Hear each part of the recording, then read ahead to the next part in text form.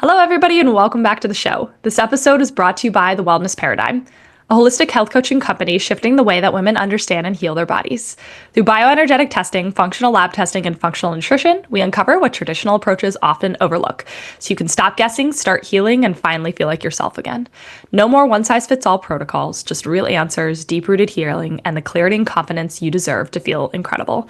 It's time to shift the paradigm of women's health. Now, on to our show. Good morning, Katy, or afternoon where she is at, over in the UK. So I'm really appreciate you taking the time to come in here. We're going to talk a lot about mindset and leadership and women entrepreneurs, so this will be a lot of fun. But Katy helps heart-led entrepreneurs build thriving, sustainable businesses by blending neuropsychology with smart strategy. And together she unlocks growth without burnout, very important, so you can lead with purpose, profit, and peace of mind. Welcome to the show, Katy. Hi, thank you so much for having me here. It's really exciting to be here, and I love doing international podcasts, and yeah, I think it's brilliant. I'm excited to talk about lots of things today. Yes. Oh, it's so fun connecting with so many people around the world.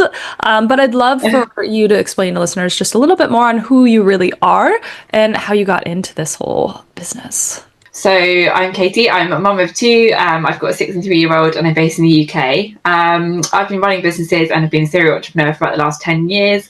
I built and sold a business last year, which is really exciting. And I'm super passionate about women in business and female founders. I mean, I'm passionate about anyone kind of starting and launching their own business, but I guess what I'm here to talk to you about today is more of the kind of female focused side of things. My background is psychology, so I did a psychology master's, and I kind of apply the neuropsychology and understanding who you are and how your brain works to making your business work for you and making sure that you can actually maintain a lifestyle where your business is thriving and you are also thriving. Which is very needed, because I'm sure we'll get into this, but I feel as if so many people have started businesses and dropped them, due to burnout, misalignment, So I'd love for you to dive in a little bit more on maybe let's start with this. What's the biggest things that you see when women come to you wanting to either start a business, scale a business? I think there's a lot of fear. There's a lot of excitement and fear. But I think the thing that holds a lot of people back is knowing whether it's going to work and wanting like a clear answer. Some people are moving from the employed world and they're like, yeah, okay, I need to do this, but I need to know what it's going to look like. And I need to know how it's going to feel and when it's going to start making me money. So a lot of questions that kind of just don't fit actually the entrepreneur world, and it's about kind of changing that aspect and that outlook and looking at things a different way. Yes, I say fear is probably the biggest one that actually you have to overcome first. And that, like, you're so right in that people start a business, they have so much energy at the start. It's like the normal cycle, right? You spike in this excitement, this energy, you're ready to flow, you're going to go, like, you've got everything behind you. You might have been panicking for months, you might not have been, you might be panicking for years, and you're ready and you launch. And then maybe your first couple of months are thriving and doing really well. Maybe they're not and they're a harder graft. But generally, you then take a bit of a dip, right? Your energy goes, you don't have the same excitement. You have to work in a way which you maybe didn't realize or notice before you started. And then it's really often this point where you're working in a way which doesn't fit your body, doesn't fit your mindset. You are resisting that and fighting that, and then you reach burnout, and actually, or you don't necessarily you just don't want to do it anymore. You've fallen out of love with the idea and you're like, let's just go back to work. Like, let's go take that employed paycheck because that works and I know the answer's there, and it's hard to change. No matter how excited you are, it's hard to change. Yeah, I've seen that a lot, especially in the last, I'd probably say year and a half, probably more than anything. I don't know if you've seen that shift too. And how would you maybe bring to somebody's awareness that misalignment, it's not really the work, I feel like people really love their work, right? But they're burnt out in how they're doing it, right?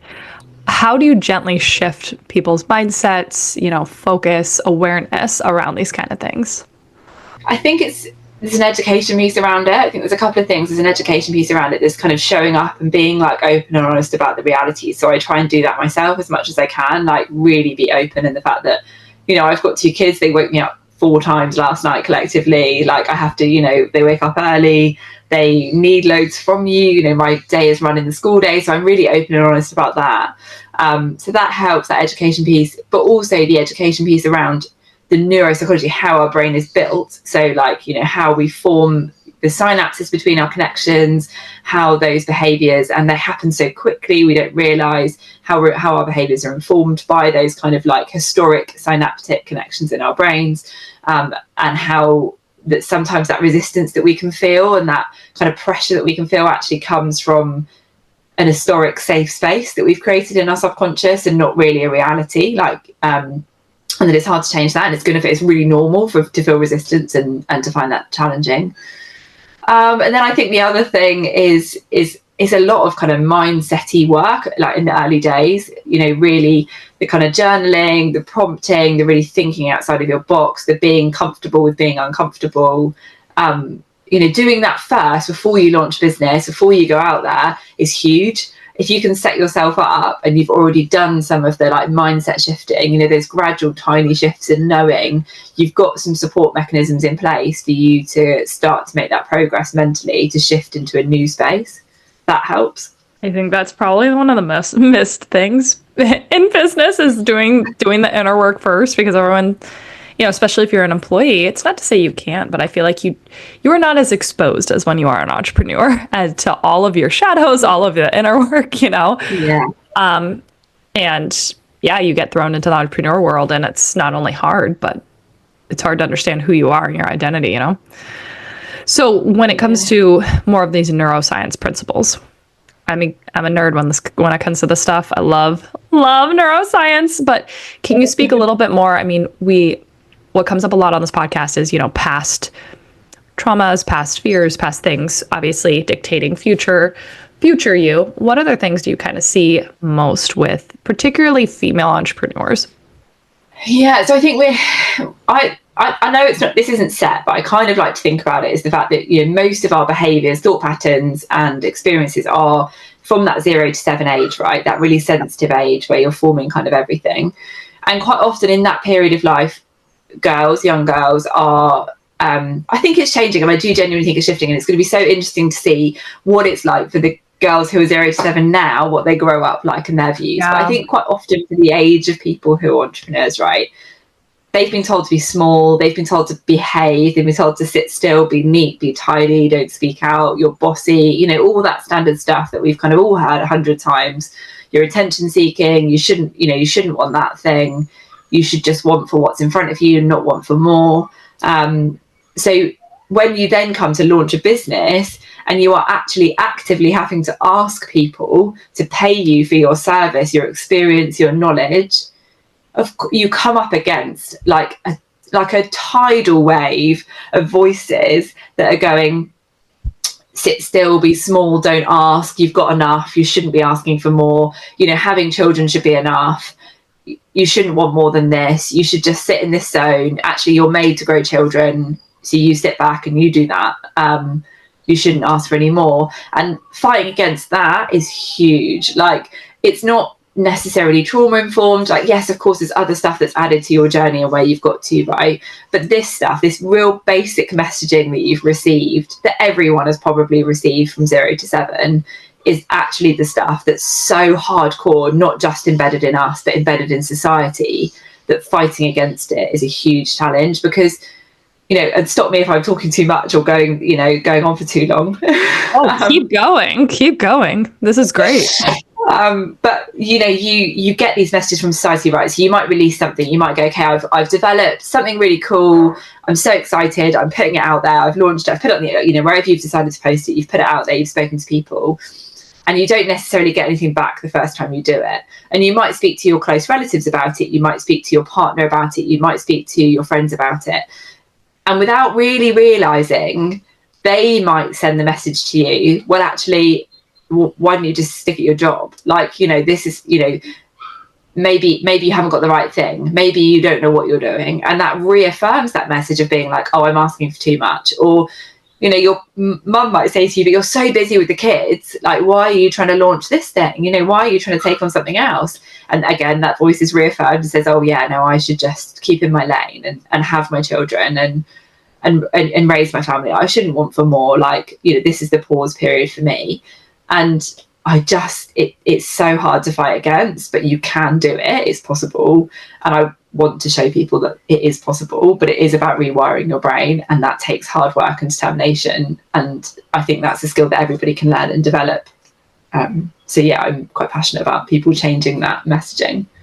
Rewiring your brain. I think people really underestimate the basic neuroplasticity and how, you know, you can rewire old patterns. You're not destined to be the person you are at this current moment, but it's like a muscle, right? You have to work it. It's not just like, oh, I did a mindset, I did a journal, I did a meditation once. Oh, I'm not cured. See, it didn't work, you know? Yeah. Which was a lot of people, right? There's a lot of impatience. It's just like, you know, if you wanted to build your biceps, how many times are you doing damn bicep curls? It's a lot of times, right? Same that goes with your brain. So, you know, what are some things that people can do if they were like, rewiring my brain sounds great, but what the heck? What do I even do? How do I start? Yeah. And I think I used to think it was just, I'm quite a logical person and I quite like to intellectualize things. And I would always kind of break things down and be like, right, I've read it in a book. I'm going to follow this step-by-step process. Mm-hmm. I'm going to think about it and I'm going to solve it. Yeah. And the reality is it's not just a thinking process, right? It's a body process too. You know, they come hand in hand. There's that mind-body connection is huge. And I think that's such a recent revelation of mine, like that actually your body needs to process a lot of stuff too. And that's not, you can't think that, you can only feel it. No matter how hard you try, and I've tried to think it doesn't happen unless you feel it. And so like small things you can do that you're consciously aware of is making a conscious choice to actively, you know, change, to notice your thought patterns.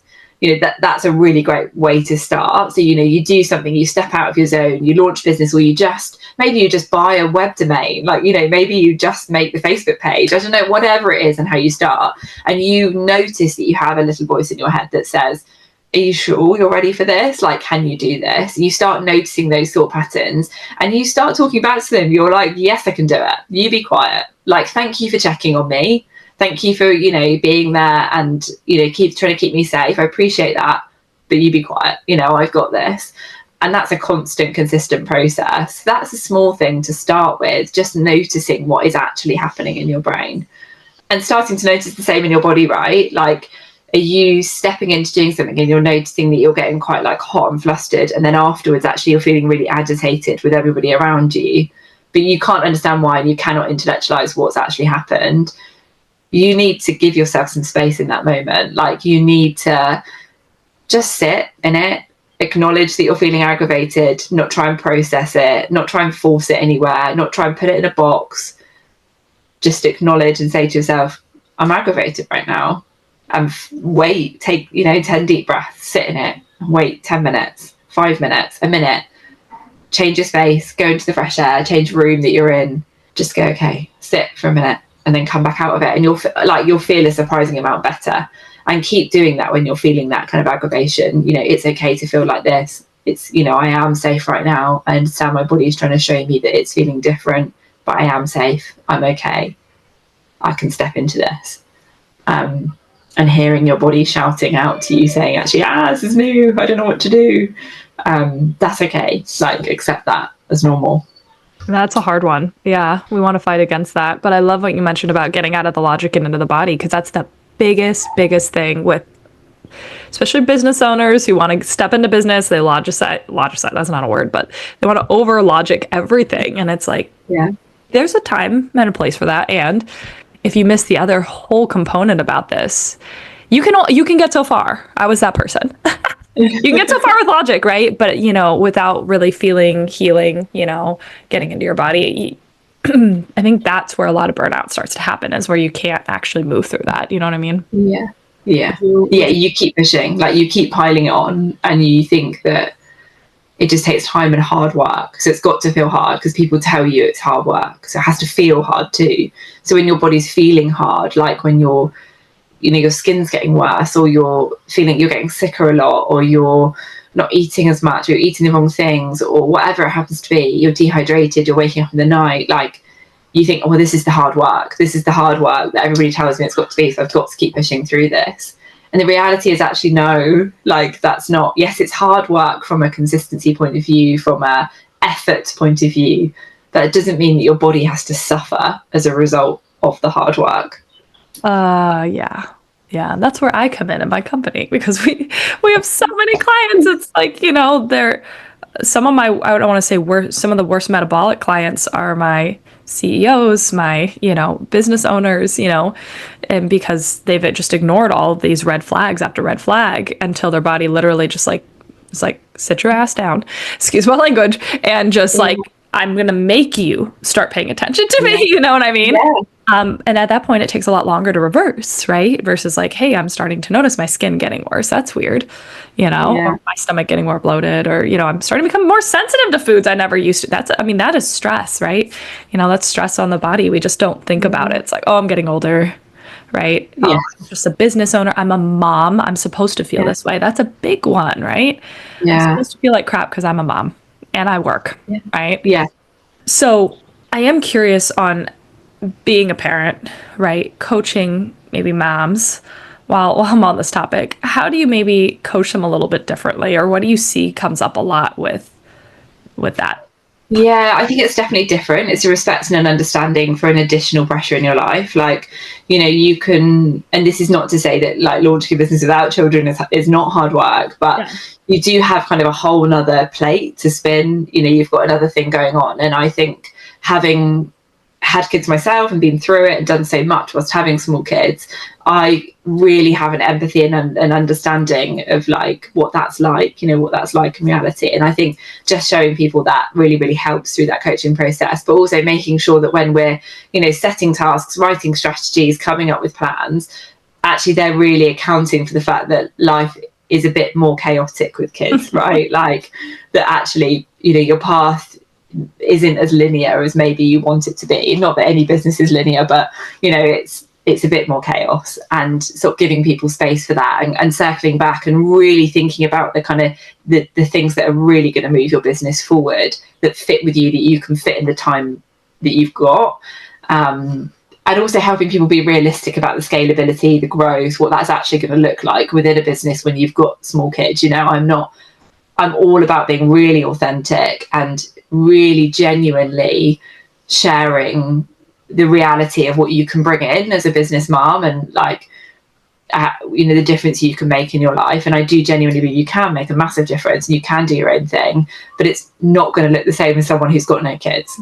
Like, it's going to look different, right? So that's the kind of difference, I think, is just showing up that there's this extra, it's almost like you've already got a business, right? Like you've already done it, you've raised kids, they're so similar, like, and sharing those kind of similarities across the board. Like, you have a newborn, you have a new business, it's chaos when you have a newborn, you don't know what you're doing and you think you've got no idea, and you start a new business and you've got no idea what you're doing, and you have to nurture and love this thing that you don't know how it works yet. So that, there's a lot of similarities across the board, which I love to share. So true. I think also just being flexible. I think that's many people are so stuck in rigidity, and when one thing throws off like their whole day, their whole life gets thrown off. It's like, man, when you have kids, you have to learn to be a little more flexible, not just with time, but with like your energy, because sometimes your kids are going to need you a lot more than you think, and that's hard. That's hard, especially when you are somebody so growth minded. It's like, that would be, I think, something that I'd be curious to explore. If somebody who's a mom, right, being realistic and being growth-minded is very hard, because what is reality, right? You see reality of women running 2 million a month with kids, right? You see that reality. Then you see the people struggling to, and make even, $1,000 a month, right? So it's like, where do you find what quotation realistic is? And how do you feel like when somebody wants so badly to grow, knows they can, but wants to not hold themselves back, like, how do you find that happy balance, Yeah, and I think that is a real challenge. You have to get realistic with no, maybe not realistic is not the word, but you have to really set really clear intentions. Like, that's a really a really clear intentions and a really clear understanding of what that intention is going to need from you, what that's going to require from an energy level, and what you in reality have to give, where the bend and flex is in your life, so that you can be like, because of course, like, I truly believe if you want to achieve 2 million turnover a month, go for it. Like, go for yours, have kids, do it. Like, you can do it, right? I genuinely believe that. But equally, if you just want to turn over £1,000 a month because it makes a difference and you get to go on holiday, with your kids or whatever you want it to be, then great, you do that. You'll probably need less time, or maybe the same amount of time, because it all depends how you're putting your energy in, actually, and how you're looking at it mindset wise as to what you're going to get from it. If you see, I don't know, let's say you have to show up on Instagram every day for your business, that's something that I try and do for my kind of Instagram influencer side of things, or creator side of things. I shouldn't say influencer, I'm not an influencer, but the creator side of things. I try and show up every day, but actually it's really, really hard. And I know that in reality, if I showed up every day and I posted consistently and I did all this stuff, that would grow. That side of things would grow real quick, right? Because that's what you need to do, give it time and engagement. But I'm not doing that. I'm choosing, subconsciously or consciously, sometimes both, to spend more time with my kids, or tidy my kitchen, or hoover the house, or take the dog for a walk, which takes me out of that space. Now, I could choose to shift that balance in my mindset and be like, okay, well, those things are going to get done. My kids are okay. Like, maybe I didn't need to do that thing or whatever. I didn't need to clean the kitchen. It would get cleaned at some point. Let's put all that time and energy into here instead. Then, of course, it would grow. So I think it is about where you're shifting your mindset, like how you're choosing to look at things. I'm constantly working on that. Like, I don't get it right all the time. I've got this vision, this growth mindset of being this, this huge thing of making a real difference in the world for female entrepreneurs. And in an ideal world, I'd get there in a year, right? Like, I'd get from where I am now to there in a year. But I also know from past experience that I have to prioritize other things. And there are actually in reality other things that are more important to me than reaching that goal, even though that looks like a lovely, nice to have thing. And I think that's what it is for people, is that balance. Sorry, there's dogs barking. Okay. That's what it is. It's about understanding that balance and really what you want to prioritize and where you want to go. Like, yes, it's brilliant to have a growth mindset, and I definitely do have that. And I have to be patient with myself when I have big goals, that actually the reality is I know that I want to spend time with my kids more than I do becoming that big thing. That's a tough one. And that's why I don't get there. Yeah. Yeah. Has there been any time you felt like you've been maybe out of alignment? And I'm curious what sort of practices you kind of use to bring yourself back to like purpose and help your business not feel maybe so like heavy. That can, that feeling. Yeah, definitely. Like, I've, in the last 10 years, I've run 4 different businesses. There's definitely been times where I felt like I'm doing things that aren't right for my business, or don't feel, I get that icky feeling, or, don't feel good. And I think to really center myself, to bring myself back, to put myself back together again, the best way for me is to I literally just brain dump. Like, I almost just get everything that I'm thinking out in front of me on a piece of paper, however messy it is, however chaotic it is. And I just get it all out, and I think, wow, and then I think, okay, where did I want to get to? Vision boarding is really powerful for me. Like, are these still the things that I really, really want that, are centering me? What is it about the things that I'm doing that are making me feel icky? Can I do less of them? Yeah, of course I can. I don't need to do anything that makes me feel icky. Or out of alignment. Okay, cool. I've got all this out of my head. Where do I want to be? What's my direction? Let's refocus and readjust. Let's give myself some peace. I'll have a bath. And I know people say, oh, go do self-care. they say it so flippantly, but I'm not necessarily having a bath for self. I'm just giving myself some space away from everything. I switch off for a couple of days where I'm not forcing myself to be on it like a mission. I do the basic tasks, I get by, and I let my body and brain do what it needs to do. I don't actively force myself to think anything or be anywhere or do anything in that time. Other than the basics, I have the kids, I cook dinner, I do all the standard stuff, but I don't really force anything to come out of me in that time. And I give myself that space to actually just let it happen on its own. And I quite often find that like at the end of that day or 2 days that I've kind of given myself that space, I come back and I've got so much more energy, and I'm like, yes, I'm back to myself. Like I'm here and I'm ready to go. And I've got a whole new load of ideas that I couldn't even see before in the world that now feel really aligned and they fit in with me. Let's map them out. And I'm gracious with myself and understand that actually you do get to those moments where you think, oh God, it's all going a bit wrong because I've got caught on a train and I haven't got off early enough. And I'm, kind to myself to say it's not a failure. Actually, it's a real moment of growth. To be able to go through that and step through it and give yourself that space. And that's what I try and do. But like I said, I'm still learning, like I'm still building on that skill set in myself. I don't know if you never get a perfect picture of what that is and what you need to do in those moments. You just keep trying what feels right at the time. For sure. And what feels right now isn't going to be what feels right a year from now necessarily, Yeah. So if you could leave with one maybe takeaway, if somebody is kind of in the in the trenches of trying to figure out business alignment, growth, all of the fun things, what would be kind of your main takeaway to give them? Step out of your business if you can. Step away, for some time. Give yourself some space away from it. Stop trying to think. Stop trying to solve it. Stop trying to come up with ideas.